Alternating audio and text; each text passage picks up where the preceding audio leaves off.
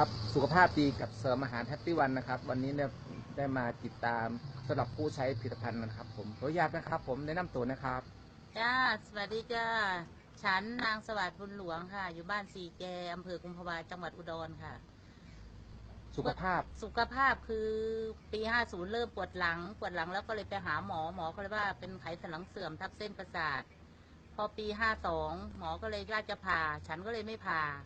ก็เลยว่าถ้าหมอว่าถ้าไม่เลิกทำงานก็คือป้าก็จะปวดอยู่อย่างนี้ก็เลยตัดสินใจลาออกจากงานมาอยู่บ้านมันก็ปวดเหมือนเดิมค่ะทรมานหรือเปล่าครับป้าทรมานค่ะมันชามันปวดแล้วมันก็ชาตรงไหนนะครับค่ะที่อาการหนักเนี่ยมันตรงเนี้ย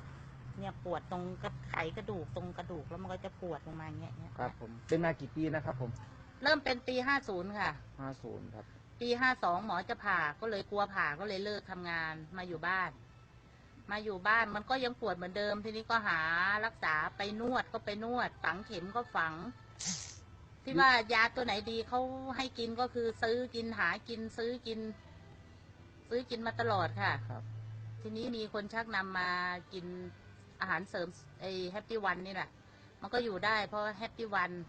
กินไปครั้งแรกรู้สึกเป็นยังไงบ้างครับผมครั้งแรกกล่องแรกก็ไม่มีอาการมันก็ไม่มีอะไรกล่องที่2ก็ไม่มีกล่องที่3มันจะเริ่มปวดมากเลยปวดจนว่าจะเลิกกินอ่ะทีนี้คนที่เขาพามาเขาเลยว่าไม่ต้องเลิกกินนะให้กินต่อก็เลยกินต่อไปเรื่อยๆพอกล่องที่4มันก็จะเบาแล้วทีนี้มันจะเริ่มเบาปวดกล่องที่5ก็ไปยกยอพวกอะไรไปดำนาได้ไปรับจ้างได้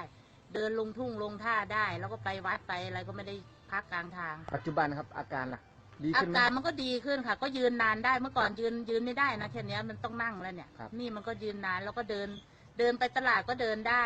ครับผมขอฝากสำหรับผู้ที่ติดตามรายการนี้หน่อยครับขอฝากนะคะแนะนำขอฝากด้วยค่ะแฮปปี้วันถ้าใครเป็นโรคเหมือนฉันนะคะ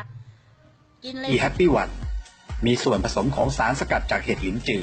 สารสกัดตะบองเพชรสารสกัดพริกไทยดำผงกระชายดำผงถังเช่าสารสกัดจากโสมสารสกัดโกจิเบอร์รี่สารสกัดอะเซโรราเชอร์รี่สารสกัดส้มแขกและสมุนไพรอีกหลากหลายชนิด